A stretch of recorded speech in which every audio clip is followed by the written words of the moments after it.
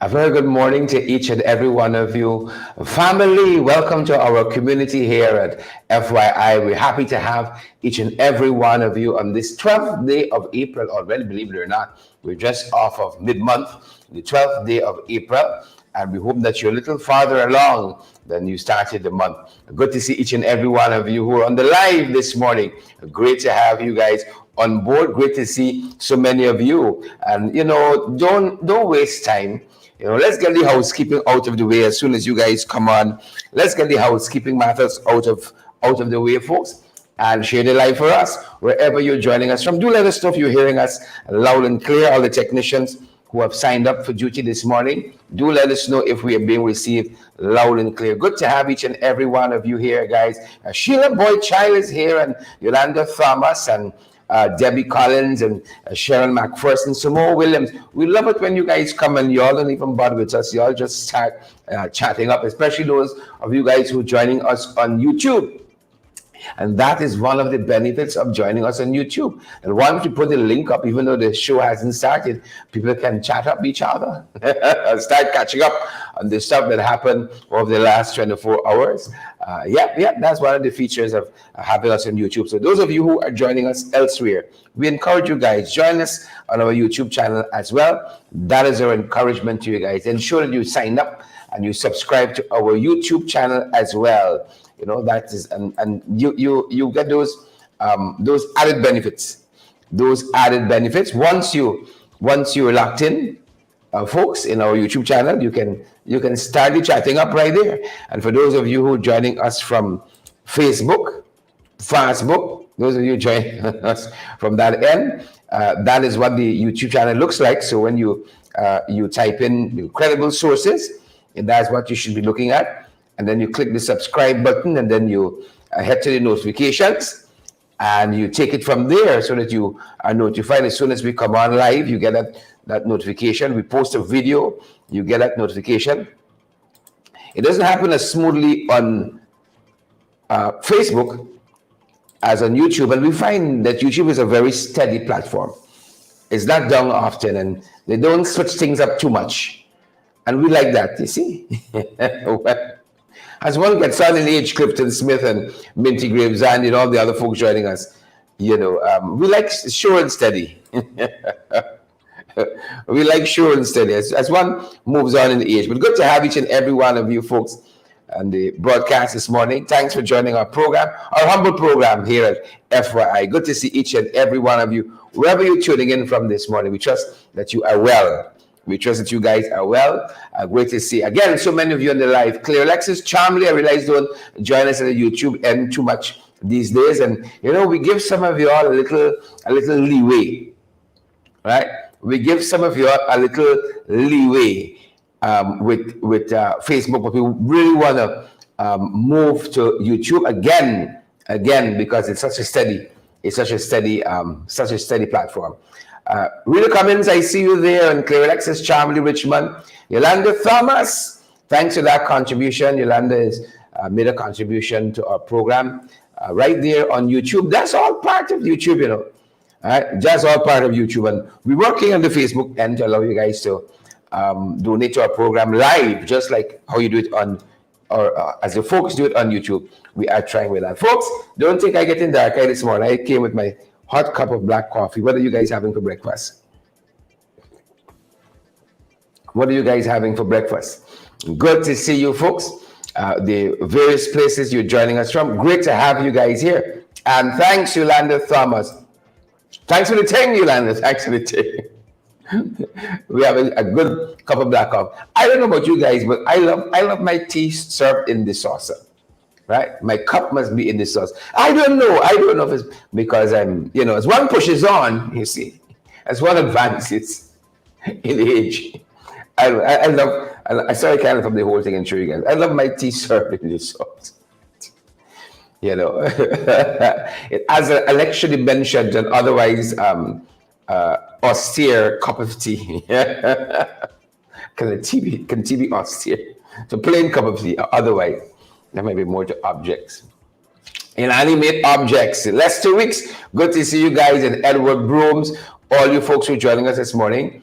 Guys, what are some of your quirks? We all got these little quirks. I like my Tina sauce. I don't like my shirt button.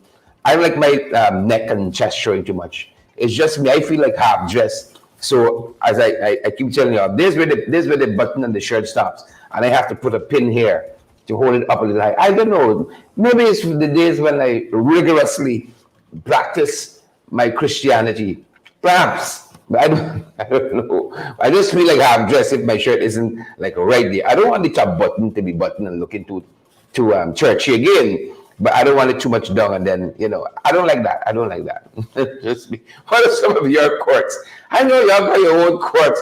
Sheila Boy Child, you probably got plenty. Paula Jones and Debbie Collins. Debbie, how are you doing out there this morning? Good to see you, Debbie and family. Kishan Sharma, we all got our quirks. Perhaps you don't pay enough attention to yourself to know what your quirks are. Perhaps I got a tendency of talking fast. I'm a little impatient when I get ready. A little impatient. Edward says he's having black coffee and cross buns. Envy the cross buns. I envy. We should have bought some more over the weekend. And if you guys know anywhere in Joshua, still got some, there, I'd happy to pick up a bag or two. Should have bought some more over the weekend. But we didn't want to overdo it, but we seem to fall short. we seem to have fallen short. But good to have you folks, Debbie and all the other folks joining us. Fennel, Ines, good to have you guys on. What's some of your quirks? some of the quirks that you all have, right? Kishan Sharma says one of his quirks, listen to this, hold on. Kishan says one of his quirks, he like counting money. Right? Karen Mohammed says she's fasting. Well, good luck with that, Karen. Good luck with that. I got to get back to fasting on Mondays. I used to fast on Mondays last year, and I saw a lot of progress. People who know, don't worry yourself too much if you don't understand.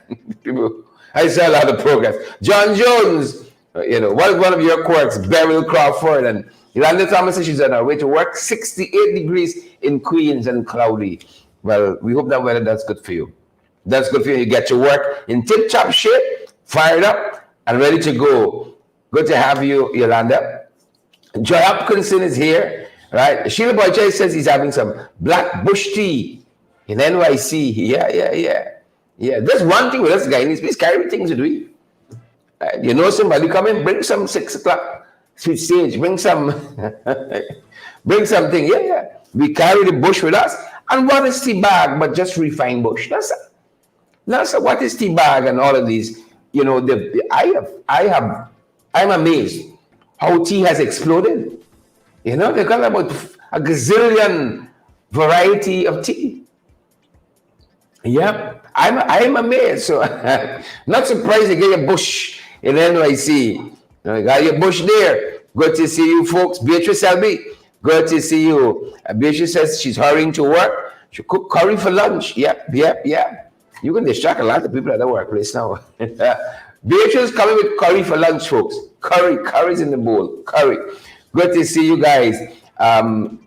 Yolanda says she had some shine rice and ginger tea. You see that? Shine rice. Look, shine rice was poor people food. Now shine rice is delicacy. If you go Marriott and they cook shine rice, you can't buy that. You can't pay for that. Shine rice expensive. Right? Margaret says, be careful with the bush. My mother usually says that, my family in general, bush ain't got dose. That's where you come from, family medical people. Bush ain't got dose, you see? But the folks have been able to refine some of that into medication for us. I wanted to take some Cenepods a while ago, Cenepods. A little while ago, Cenepods in tablet form now. You got to go through the thing with closing eye and drinking down all the bitterness. You take to Cenepod, the tablets, you go to go. You're firing all 6. Folks have been able to refine, the bush, take out the stuff that you don't need, and refine that. Cenepods now is in tablets. Who knew?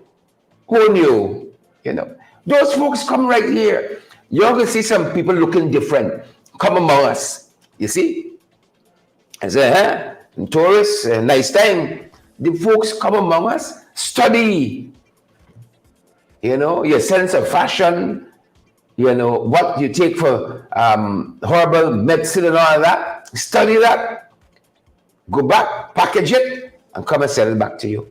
See that? Daphne Joseph Lee. Yep. All right. Sheila Boy tried to fight him back though. He said his bush potion is good.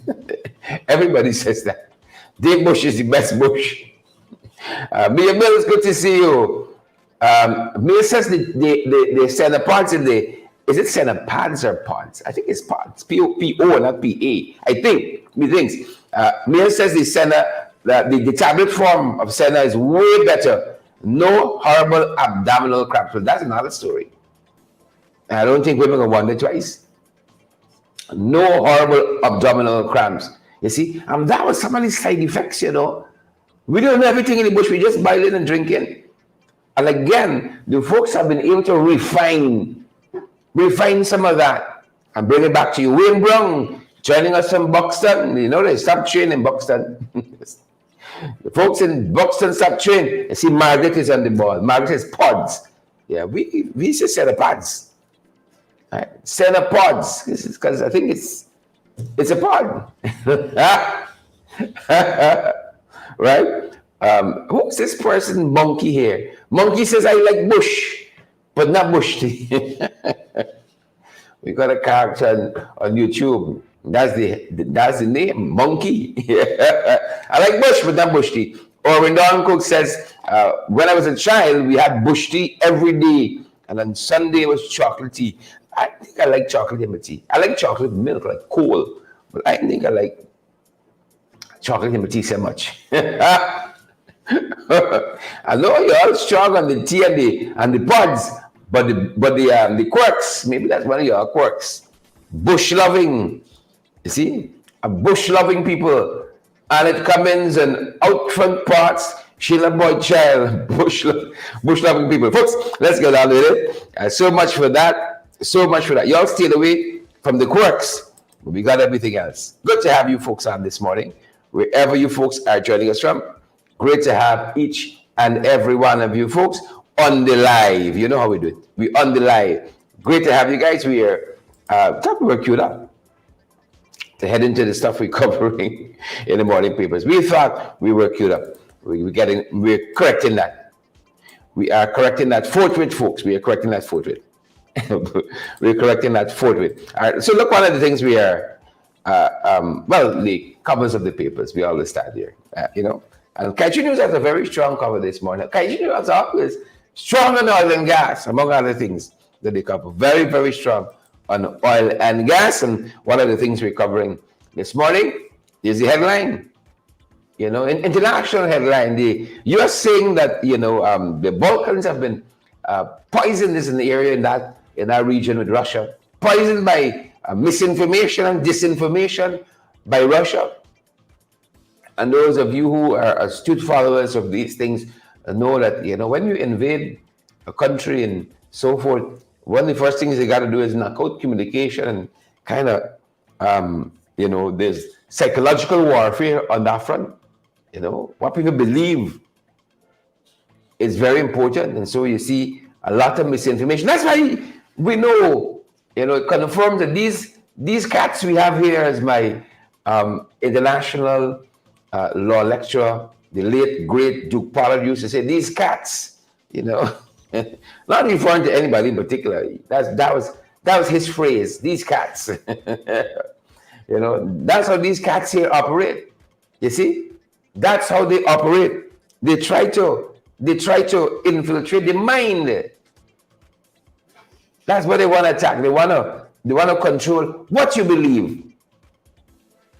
And that's a bit incredible. They want to capture your attention, what you believe. And that's what they're doing in the Balkans. You would say they've been poisoned, the Balkan region, by misinformation by Russia. They're good at that. We've had to examine Russian interference, alleged interference in the US election, and lots of it was just misinformation. And that's what we got to battle with on a daily basis. Misinformation, especially those who are Russian trained, they understand that acutely. acutely misinformation. Yep, they understand that acutely. And thanks for joining us, folks. The many places you all are joining us from. Good morning to each and every one of you folks. Share the live, smash that emoji button, good folks. Let me go down the road, my man. Brothers and sisters, let me go down the road. Good to have each and every one of you here. You know, I read something. My audio might sound different. I am trying to get my hand on my notes, some additional notes. Many years ago, I don't know, we were talking about the quirks that you folks might have, and I got a couple, not plenty. I got a couple folks, a couple quirks, and one of the things I like doing, I like keeping notes, right? And I've learned the value and the hard lesson sometimes of keeping notes. You know, we're talking about disinformation. I like keeping notes. I've had this little notepad and subsequent notebooks for a couple of years well now, and I like write down, you know, things that inspire me, things you might hear, new words, quotations, things you might read from books. You get a nice quote you pick up out of a book, and I love to make a note of this. I got a couple. This is really one of my my things, keeping notes. And it got so bad a little while ago when I got busy to write the notes to myself, I would highlight it in the book, whatever book I was reading at the time, and I would pay somebody to transcribe that for me, go through those books. But thanks to the advent when I stumbled on, what is that reading app? Kindle. In the Kindle app, you can highlight and they automatically extract those notes for you separately. When I discovered Kindle, you know, and one of the things that I stumbled on is, again, how people try to infiltrate you with their ideas. And really and truly, that's what the struggle of life is, you know. It's this battle of ideas, and the strongest ideas, you know, ought to emerge, right? And we are led in society by the strongest ideas. At least that's how it's supposed to happen. That's why we look down and we turn our nose on things like race voting. You know, you put forward a slate. What is your thoughts on the economy? What are your thoughts on healthcare? What are your thoughts on? And really and truly, it is that those who have the strongest ideas, you know, should end up moving forward, and that's how we have progress. And I'm amazed. Look how over the last year, artificial intelligence, you know, has skyrocketed and leading the way, and we incorporate in so many different ways artificial intelligence in what we do here, in how we gather. We can read, you know, and synthesize 2,000 newspapers, you know, locally in the region and further afield. But through artificial intelligence, we can sift through and make sense of this deluge of information we have on a daily basis. Right? And I was trying to put my hands on a quote that I read from a Harvard Business Review many years ago that I wrote down that kind of impacted me somewhat. And if I can paraphrase, right? It says that if a man can control your identity, you see, he can control your entire existence. That is the challenge, really. You know, that is I remember writing that down. I was reading a Harvard Business Review, one of my favorite magazines, the Harvard Business Review, you know, and that jumped out at me. And of course, you can tell it stayed with me all this time. You know, if somebody can control what you think, your identity, the way you perceive yourself, right, then that can have such an immense impact on your whole outlook. They can control your movements if they can control how you think. Right? Out front part says Google Notepads. I am in tune with that too. Right? As a matter of fact, it's Google Keeps now. It used to be Google Notes. You have me there, right? Google Keeps now. Believe it or not, AI taking over the world, and we gotta stay progressive. If people can control how you think, they control your identity. That's why you see the U.S. Saying there to the world that they have been, the Balkans, poisoned by misinformation. It's not only important to get information, it's getting the right information. It's getting the right information, and those of you, who are people of faith, know that you are destroyed, for the lack of information. Right? The right information can change your life. The wrong one, such a disastrous path. So that's one of the things we're covering, the disinformation by Russia. U.S. says that it has poisoned the Balkans. And this is another headline we're following, folks. Fire recently at Kanji. The folks are telling us this fire was deliberately set. Fires at the PPP. The little 2x4 we have as a country every day. Something goes up in flames. They said that this fire that affected this 2-story wooden and concrete structure at Adelphi, East Kanji, Region 6, Easter Monday of all days, was deliberately set. Arson. And how you solve the problems too is important. If people don't feel justified, they go and burn down a building, burn down somebody's house. That's not a good way of solving problems. A couple of years, this whole country could be ashes. Right. That's why we don't know why the PP continually doing this foolishness.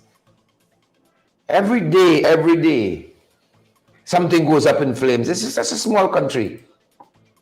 A small country, that amount of fire. Sandra Ford, good morning to you, and Donald McDonald and Annette Cummins. Good morning to you. Guyana nowadays says it's Fire Nation. True words have not been spoken. True words have not been spoken. Fire Nation indeed. Fire Nation. Check the other headline we're tracking this morning. Public Service Commission acted unlawfully. And this is actually a letter to the editor. We should have labeled it like that. And Paul Slow has been making this point. Right? The Police Service Commission acted unlawfully and walks through the judgment of the Chief Justice in that case concerning the Police Service Commission, in which the Chief Justice said that Irfan Ali, acted unlawfully, unconstitutionally when he brought the life of the commission to an end, suspending several of the members there, acted unlawfully. Now, we're going to be chronicling that, for you, because we understand the importance of information. We're going to be chronicling the amount of times the courts in the last 2 or 3 years have said this administration acted unlawfully. Right? Acted unlawfully. That is something. If you decide on a particular course, and then the courts, don't take favorability to that and say you acted unlawfully, right? Something is wrong with that. It speaks to your judgment as an individual, as a company, as a country. And there are so many times when we saw the courts have said that this government has acted unlawfully. Members of the government have acted unlawfully. And that's not an easy thing. So you have let me pull out a couple for you guys. If you guys think, that we're just trying to be facetious. So you had that, the Public Service Commission issue. Right? The last administration had devolved powers to the constitutional agencies to decide on their own budget and present them to the National Assembly. This government rolled back all of that. They want to decide on what the constitutional agencies receive. Right? And they rolled back that. The courts said they acted unlawfully. Onish Waldron lying to the National Assembly. She was not a dual citizen when she took the oath of office as a minister. The court says she acted unlawfully. She was a dual citizen at the time. I knew that. Acted unlawfully. Right? They had two parliamentary secretaries in the National Assembly sitting there as parliamentary secretaries and as parliamentarians, knowing fully well they were drawn from the list of electors. The court says that was illegal. And so many other instances we can show you time and time and time again. When the courts have had to step in and say the government has acted illegally. Right? No. If you as an individual applying for a job, and that's your CV, right? Look, you break the law here. Look, you break the law there. Look, you break the law there. Look, you break the law. You break the law. You break the law. You break the law. Should anybody hire you? Dan Abrams, you can hire somebody like that? Naomi Drucker, you can hire somebody like that? Now you may come around to that whole lot. That's the big issue. Flesh and blood didn't reveal that to you. That's the big issue.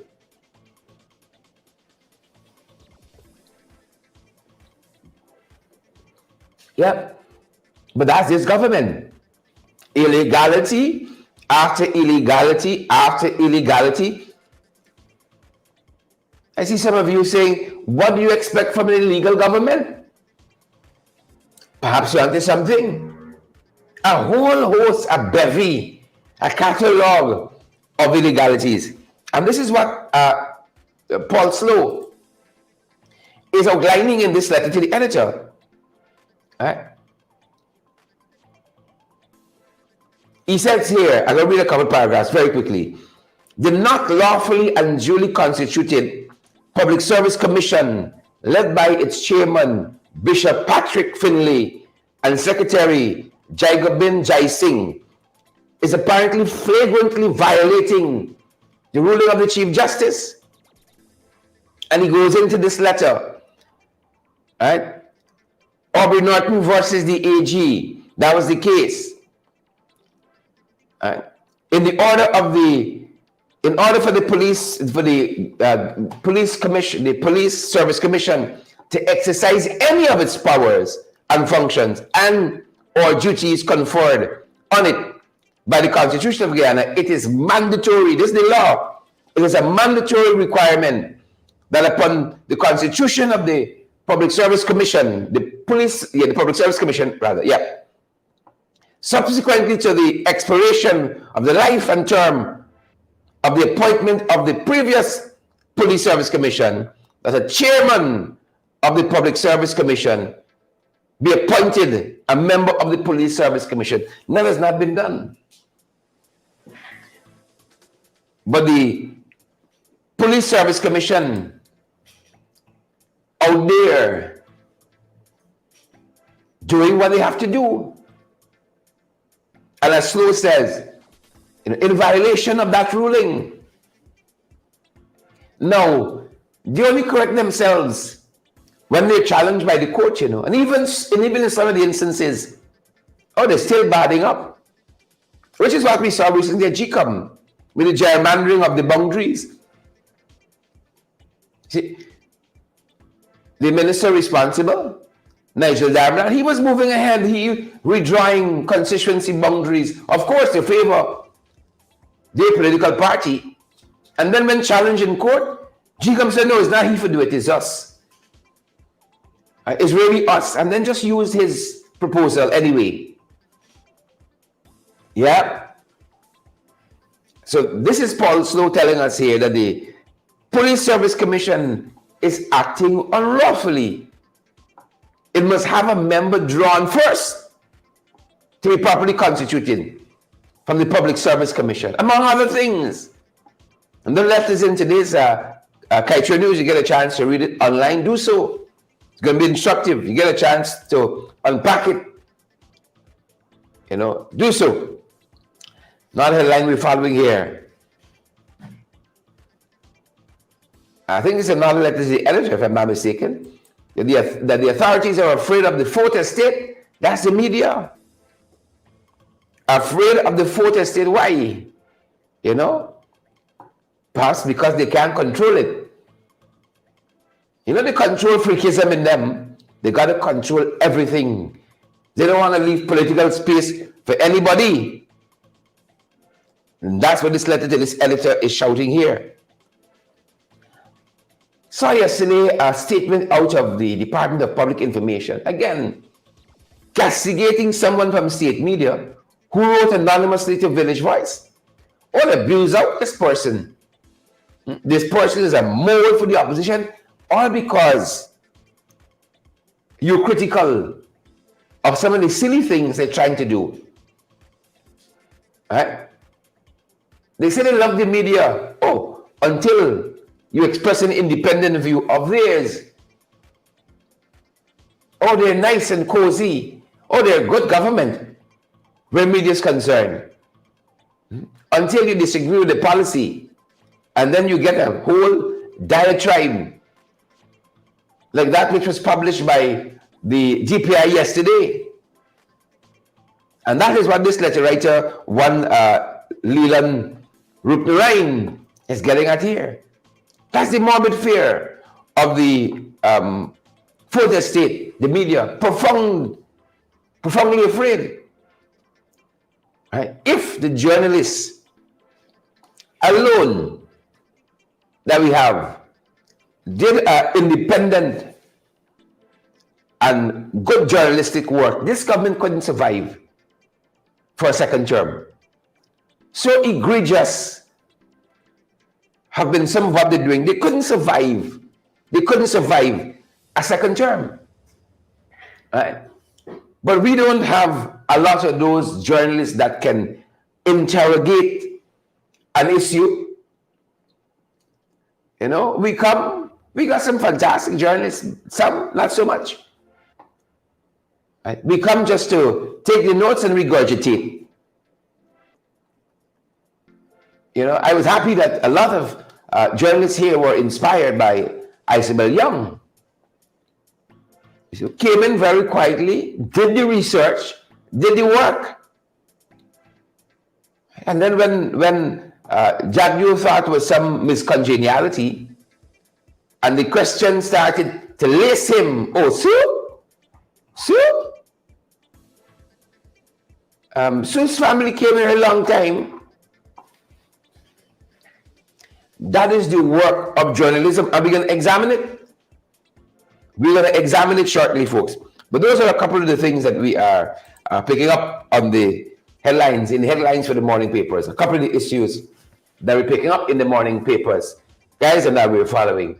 Some of the issues, and we want to turn our attention to some of what is happening internationally, folks. In case you're now joining us, we were in the morning papers, right? Dancing around a little bit there, picking out some of the headlines, and we want to turn our attention to some of what we're following internationally. And we're going to double back to what's happening in the region, then we're going to come in for landing. Right, so here are a couple of things we're tracking in the region. Regionally, folks, is one thing to the next. Not just, let's give it a brace. It's one thing to the next. One thing to the next. Look what they're telling us here. The authorities putting us on notice. China. Yes. Right. Right where COVID-19 started. Do you remember the name of the province in China? Well, China is telling us that they have the first case of bird flu, the H3N8. It's a variant of the bird flu. Right. First death from bird flu. Oh, we barely get over COVID. Oh, John Jones. Showing Baines, we barely get over COVID. Now we got the H3N8 bird flu. Right? I hope they have that under control there. Hope they have that under control. I can't be shut in no more, folks. I won't do well. I can't be shut away again. The H3N8 bird flu. Bird flu. Round the garden say, oh lado, China again. China again. David, Tommy Gibbs says, stop eating fowl. That's what Tommy says. Stop eating fowl. China says, bird flu. First death reported. Oh, the Pope fell for them. They're making the man sick. Jacobats trench crop pose. Oh, we fed up. Fed up. The Pope in Rodney King style, channeling Rodney King. So can't we just all get along? Can't we just all get along? And we say to you all the time, they promise never again, will we go to war and, the atrocities of war and all of that, never again. Here's Russia. I thought agencies out of World War II that were created was for the specific purpose of averting war. Specific purpose of averting war. Folks, I want you all to know, war is a money maker, People mint money. War profiteering. That term exists for a reason. You and I sit back in adversity and hold we head and ball out. Why me, God? Some people see that adversity and see opportunity in it and make money. Right? You stressed out, a man saying cha-ching. All kinds of tablets for stress. Right. People who can do that, cash in on misery, war makes money. The Pope saying, world leaders should avoid that. Leaders should avoid armed conflict. Avoid that. Resolve differences differently. The Pope saying today. Resolve it differently. He fed up with them. Fed up. Fed up. Fed up. Ruling party there in Taiwan. If they really want to upset China, this is the presidential candidate they can do it with. Right. So William Lai, he is going to be replacing Tsai Ing-wen in next year's presidential election there in Taiwan. Yep, he is the deputy to her currently. Tsai Ing-wen is currently the president. We spoke about her. She recently visited, is it Dominica Bellies? I think it was. And China feels that Taiwan is their property. And they're telling us, reports telling us that William Lai, he ain't like them at all. He said he's very vocal about his dislike for China, even more so than the current president of Taiwan, Tsai Ing-wen. Even more so. So, the ruling party picked the presidential candidate. Let's see how that goes. Let's see how that goes, folks. Right?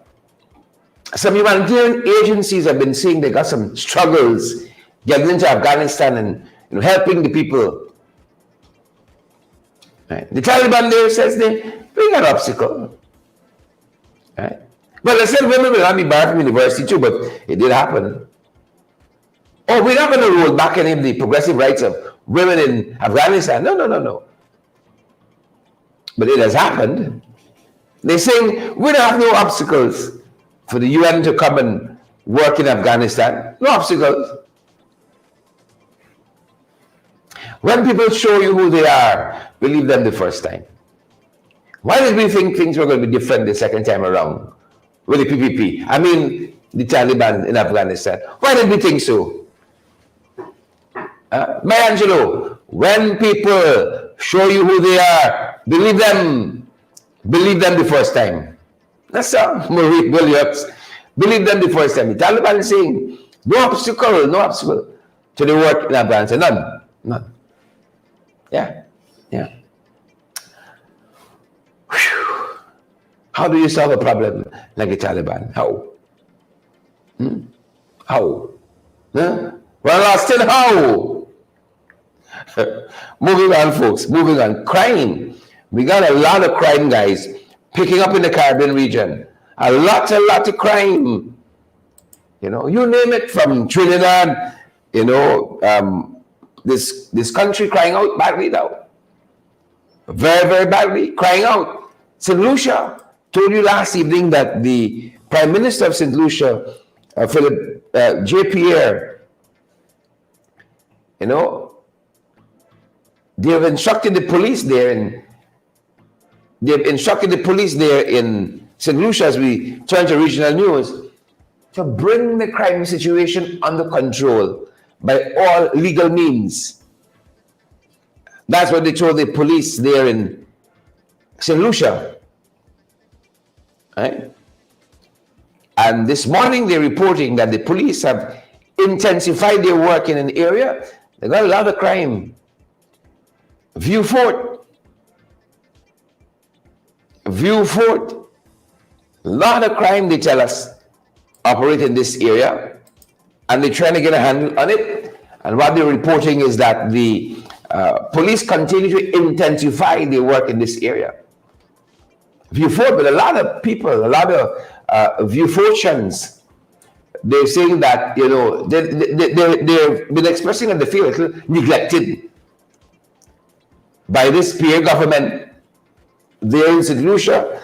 Those of you on the ground, if you got better information for us, let us know. Right? The View Fortians, that's what they've been reported to say. They feel a little neglected by the PPP, I mean the St. Lucian government. People here feel the same way about the administration that we have. So maybe something just in the region, but crime. You know, crime here, those folks are moving with impunity. Right? Moving with impunity. Used to be late night, you got to frightened to sleep, but now anytime the boys are pouncing. Well, that's how the people in View Fort feel as well. That's how they're feeling there in View Fort. That's how they're feeling. Folks, we turning our attention now to some of what we're covering locally. To that we turn our attention, and folks are asking for action. We showed you quite recently what transpired there at that horse race you had on Sunday, I think it was. Port Mourant Golf Turf was the location. Port Mourant Golf Turf. A lot of people in to like how things have gone. They don't like how things have gone there. Right? And so we saw a letter where the letter writer is saying that the Minister of Youth, Sports and Culture should investigate what transpired there, should investigate. Edmund Brooks, what transpired? Folks, not to upset you all early this morning at all. But look, some of what we showed you guys yesterday, what transpired at that horse race over the weekend. Take a look, and then we'll go through what this letter writer is saying concerning this horse race that happened on Sunday.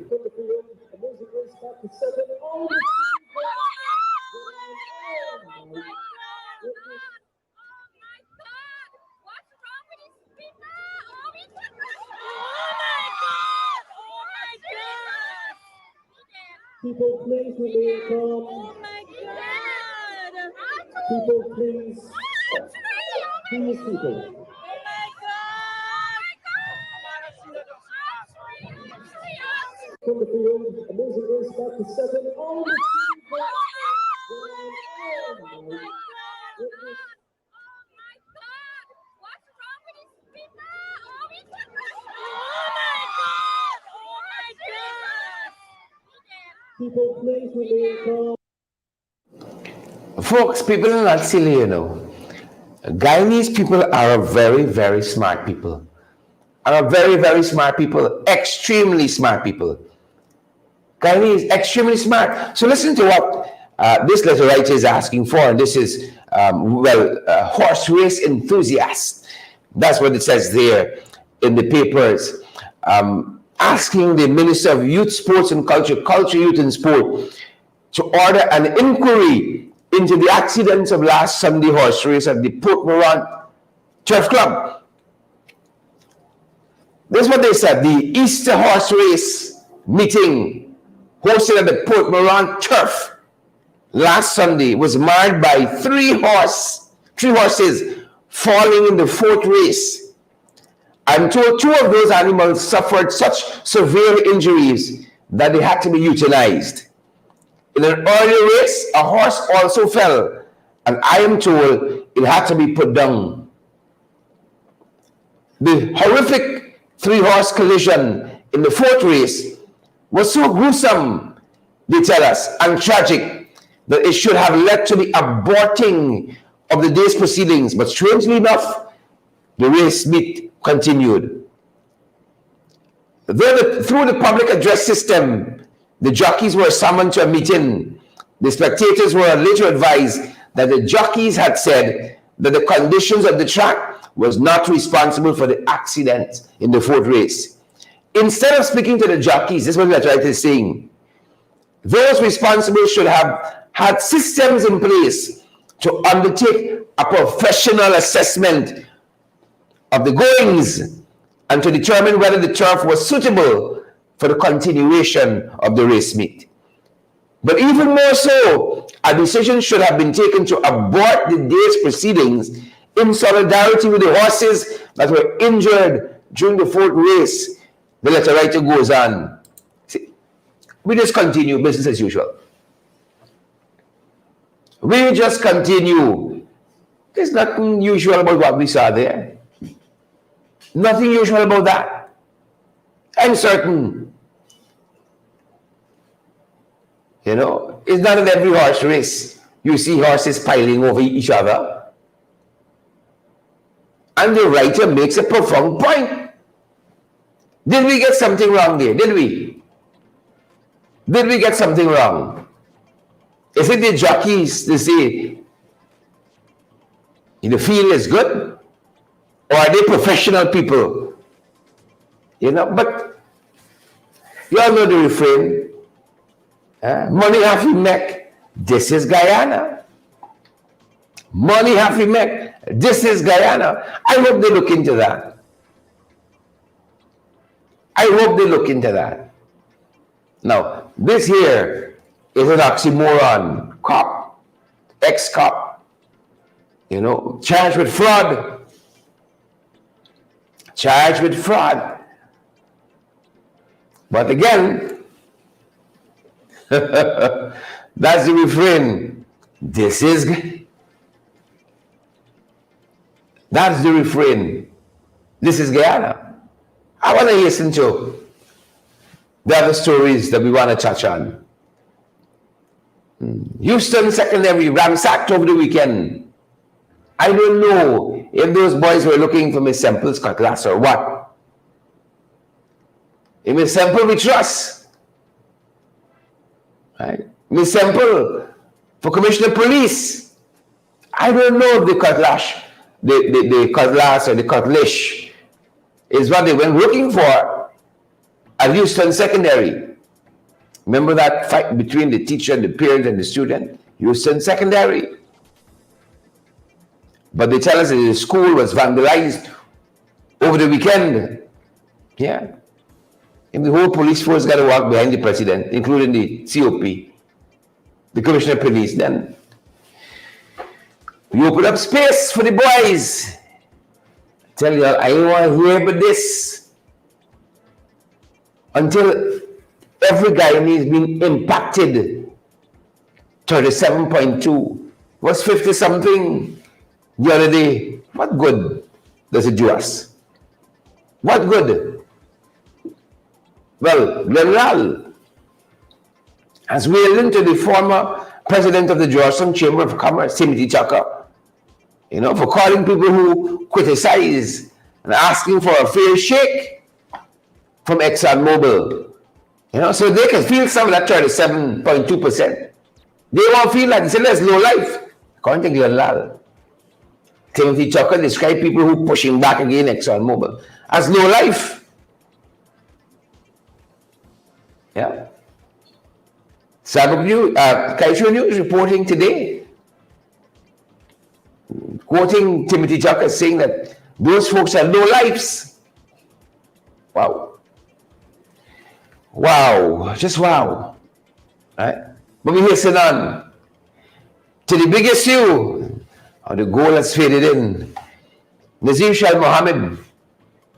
And that interesting report we saw out of some of the news entities, like iNews, Shah Mohammed cleared of allegations.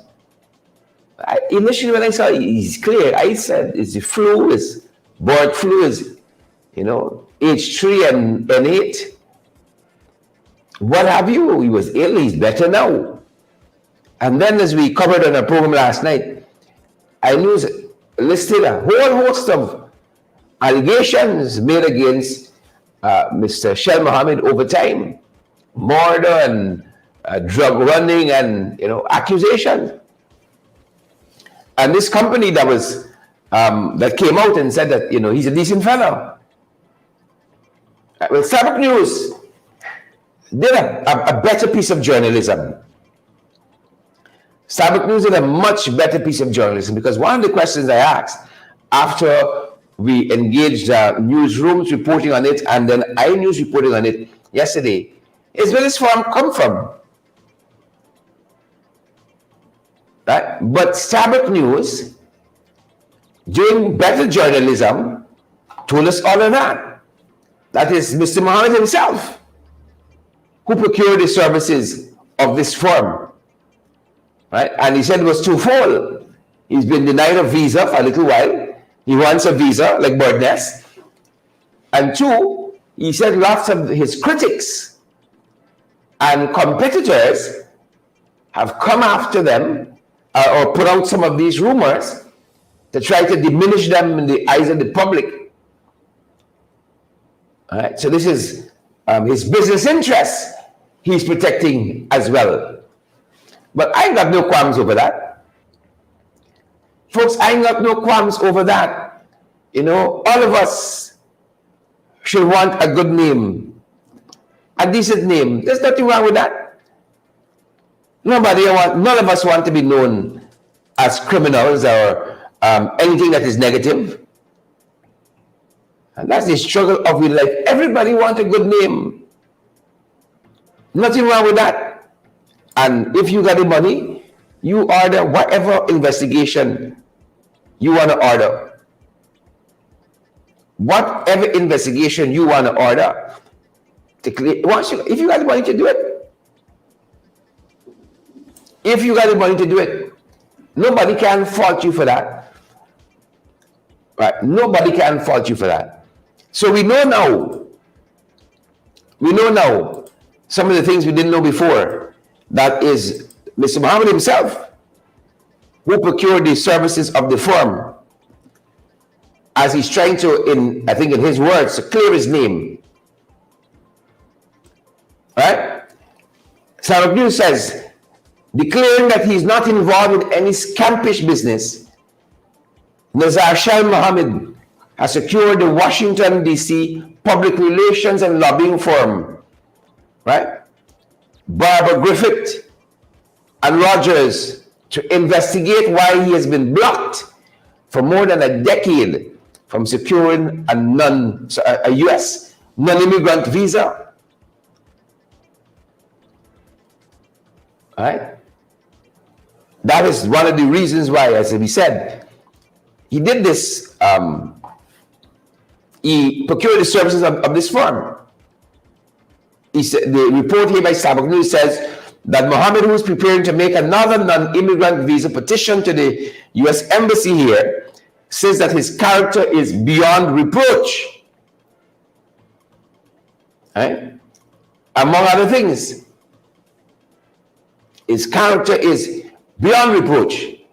But one of the things that struck me in this reporting here, and apparently this investigator who did this piece of did the investigative work for Mr. Mohammed was on the ground here, and Sabbath News was able to speak with them quite recently. This went down quite recently.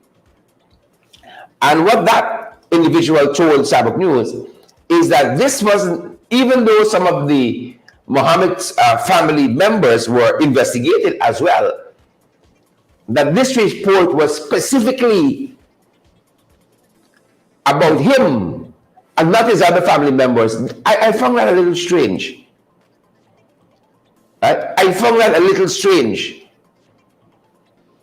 that they went to that extent. Mr. Hammond says his work was legitimate. He told Sabbath News how he started from humble beginnings as a suitcase trader, and he built his company over the last 50 years. Right? I think Sabbath News did some pretty good journalism here. He said here in the next sub attributed to Mr. Mohammed, my work is legitimate. I never was involved in drug dealings, robbed anybody, gold smuggling, or any scampish business, he added, while pushing back, while pointing out that from feedback, it seemed that particular business competitors were targeting him and had set a poison pen, path to shame him. That's part of what he said. Right? That is part of what he said. He said he felt that in 2011, when they had the attacks on the World Trade Center, people, US were clamping down on Muslims and so on, traveling and all of that. He felt that him being denied a visa was something to do with that, but he said he bided his time and waited. And twice since then he applied, and he was turned down, saying that his request was on the administrative processing. It was on the administrative processing. Right? But you have all of that happening. And then in this other piece of the report by Sabbath News, it says here that Mohammed said that he was also approached by the Guyana consulate in Washington, that he also approached the Guyana consulate in Washington and told them that the findings from his research had led him to 4 companies. This is how we're going to hire this firm now to do this work for him.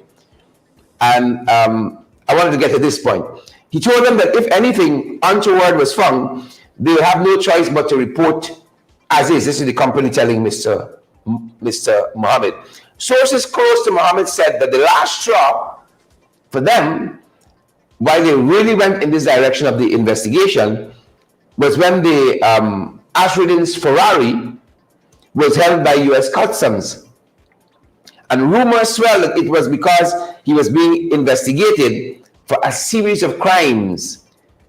Ashridin had said that the vehicle was inexplicably detained on grounds of allegations made to foreign law enforcement about himself, family, and company, but was released following court proceedings. He also said that allegations ranging from drug trafficking, assassinations, illegal gun trade, to money laundering, financing of terrorism, purchasing gold from Venezuela, a blacklisted company, were leveled against him by a competing gold dealer. All of this is in the report here. All of this is in the report here. Good. He says, listen to what the reporter told Sabbath News, the investigator rather, told Sabbath News. It's fascinating reading. Fascinating reading, you know. Fascinating reading here. What is contained in this article by Sabbath News and reporting on this. Here's what the reporter said. The investigator who did this investigation to quote unquote clear the name of Mr. Shel Mohammed. The reporter said, based on my background and my reputation, I'm not going to put something with my name on it that is going to that's going to be going to an official US government agency unless I am fully satisfied. And then Mr. Locke, who is the investigator, he goes on to say, I have investigated portions of his family. This is a quote attributed to the investigator. I have investigated portions of his family, but this report concerns just Mr. Mohammed, Shel Mohammed, that is. Everything is just Nazir Mohammed, he added. So he was clear. Right? I don't know if you have any other reading of that. He said, I have investigated portions, that is, I'm quoting verbatim from Cyber News. I have investigated portions of his family. Right? Mind you, the investigation said Shell Mohammed is cleared. The investigation by this firm. Right? I have investigated portions of his family, but this report concerns just Mr. Mohammed. Everything is just Nazir Mohammed. Right? Yeah. That's some of what this report says here. Right? It goes on. The Starbuck News report says all of this is contained here. In March 2021, Ricardo Fagundes, also known as Paper Shorts, was gunned down in front of the Palm Court in Georgetown. News accounts described Fagundes as a gold dealer and biker. Allegations were made by a detective that the murder was carried out by an employee of Mr. Mohammed and that the investigation had covered up for the businessman after a large bribe had been paid. This is all in this report. An independent inquiry into the matter uncovered Mr. Mohammed has not been investigated in connection with any crime, nor has been arrested or charged with any violation of any sort. It added, allegations made regarding Paper Shorts murder fell apart. This is in quotation, so I'm taking it that it's in this investigative report that was submitted. Fell apart, right? All this was investigated by this firm apparently, and it's being reported on. So the allegations made regarding the Paper Shorts murder fell apart when the detective making those allegations was arrested, right? Where illegal drugs were found by a customs anti-narcotic unit. Mr. Mohammed also provided a timestamp video. This is interesting because some of this we didn't know before. It says here, Mr. Mohammed provided a time-stamped video showing the employee who was accused of the murder was at work elsewhere when the murder took place. So he provided to the company that was investigating him, that he hired to investigate him, a timestamp video showing that the employee who was accused of the murder was at work elsewhere when the murder took place. This is the Paper Shorts going down on Main Street. I don't know if you guys have heard that before, right? That there was a time-stamped video that was submitted. Have you seen that? That's interesting to me because that's the first time I'm hearing about that.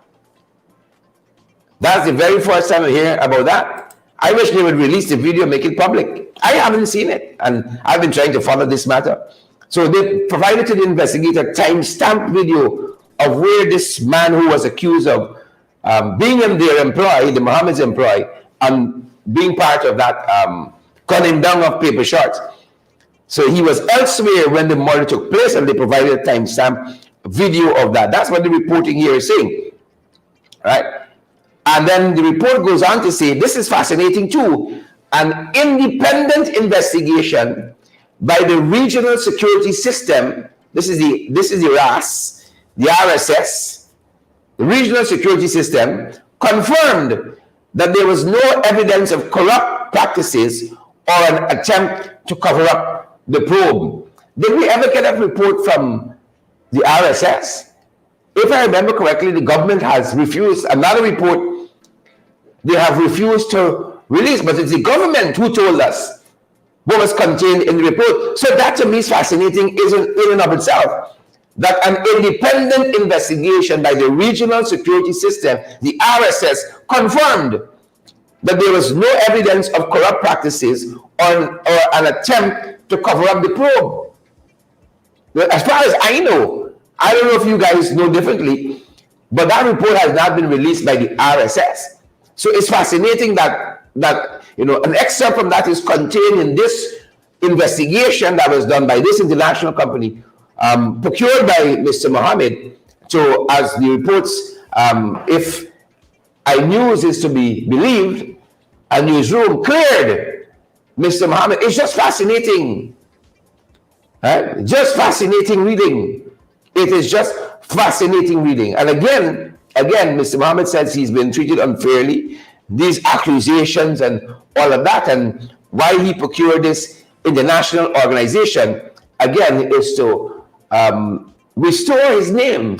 He says he's been dragged through the mud by his competitors, and he believes it's one of the reasons why the U.S. Embassy has denied him a visa. Fascinating, fascinating reading. This other part struck me too, that this international company was using the fact that, in their estimation, Mr. Mohammed was vetted by ExxonMobil, and so he's a credible individual, right? It says here that in this report that the BRG, this is the company, the investigation stated that it was also established that Mohammed is licensed by the Ghana Geology and Mines Commission and the Ghana Gold Board, and submits daily, weekly, bi-weekly, and monthly reports as required by the Gold Board, the Bank of Guyana and Financial Intelligence Unit, and the Ghana Extractive Industries Transparency Initiative.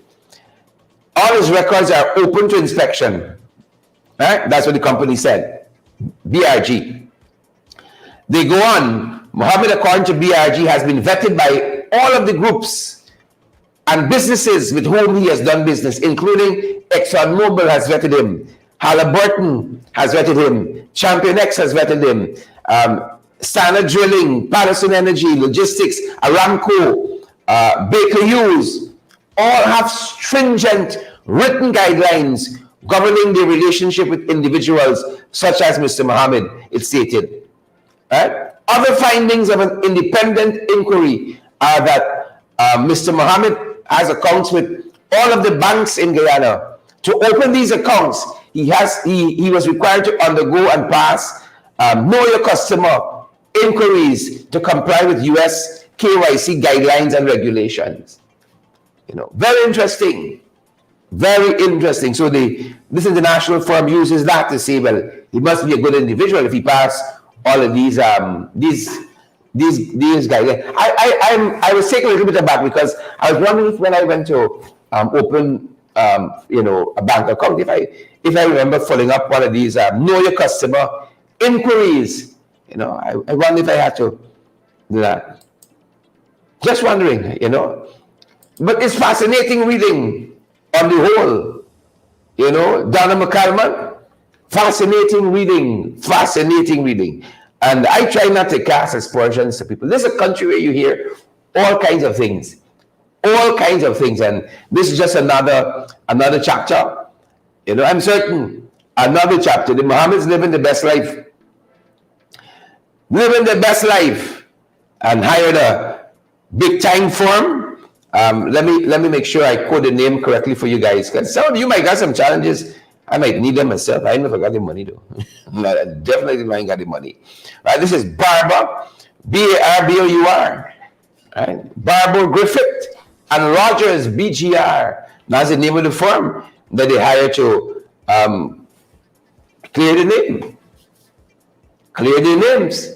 So let's see now what the US Embassy says, because there's been some lobbying happening in Washington, and there's going to be, the report says another application made locally for a visa. So let's see if the US places any value on this level of investigation. All right, let's see if there's any value placed in that. Aside from this, and I'm happy because have a direction to point people in. Have a direction to point people in. A woman called me and said that she went to the US, didn't overstay her time, and came back, and she was returning to the US, And on trying to board the flight, they told her to report to the U.S. Embassy here. And according to the woman, when she reported to the embassy, they stamped revoking her visa, and she doesn't understand why. Right? She said upon inquiries, they said nothing is wrong, but she has to reapply. And she just doesn't understand what transpired. You know? She went, spent time, came back, and was going again. And on trying to board the flight, she's told, you need to speak with the U.S. Embassy. You can't board. Right? They stamped something red in her passport and said, you have to reapply. She doesn't know why. Right? And she was calling me saying, you know, what do I do here? You know? I didn't know. She said, hire a big firm. Hire a big firm. Right? Hire a big firm. You know, we wish everybody here well, you know. Hope everything pans out good for folks. We hope everything pans out good for folks. That's our time, folks. Thanks for joining our broadcast this morning. That's our time and that's our program. Fascinating reading in today's Starbuck News. Reporting on this. And Starbuck News headline is a little more tame, you know. Best wishes to Mr. Mohammed and his future endeavors. I think that iNews went a little overboard, and that's the point we were making on journalism. That's what took us in this direction. Right? Starbuck News headline says, not involved in any scampish business. And scampish in uplifted commerce, that's a word attributed to Mr. Mohammed himself. And then that the whole phrase is attributed to Nazar Mohammed. I saw a big headline out of iNews. Right? Nazir Shah Mohammed cleared of allegations or something like that.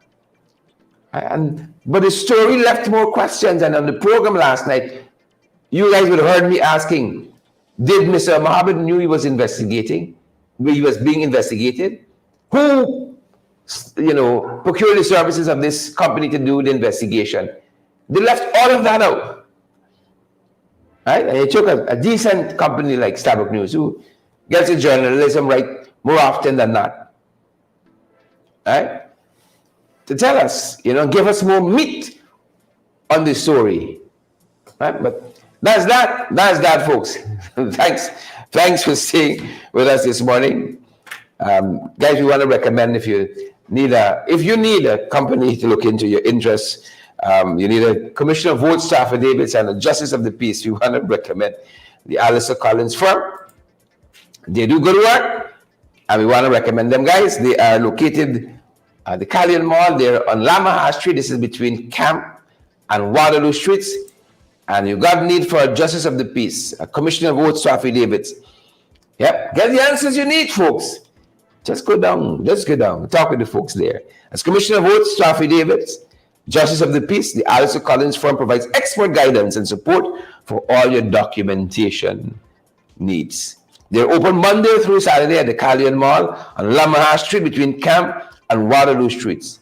649-6410, 649-6410, 685-6448, 685-6448. Folks, that's our time this morning with you folks. Share the like before you go. Smash that emoji button before you go, folks.